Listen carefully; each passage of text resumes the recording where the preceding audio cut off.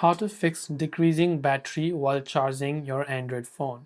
Now, whenever you're charging your phone, instead of increasing, it is charging backwards. So it is actually decreasing your charge.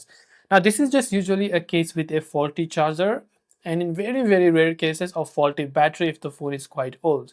So first of all, before we get to any of this, make sure there isn't any type of dust or debris within your charging port. If there is, simply try to remove with a toothpick or any soft item from your charger port any dust or debris that's on your account.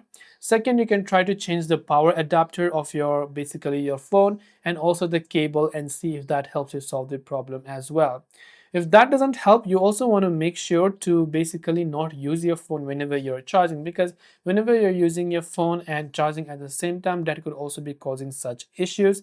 You might want to give it a simple restart as well, and you can also try to check for software updates. But if none of these are helping, then I would recommend you take it to a nearby repair shop to identify what is the exact cause of this issue, because it depends from phone to phone. So I hope this video helped you out. If you have got any further questions, feel free to leave them down below. As always, thank you for watching and see you in the next video.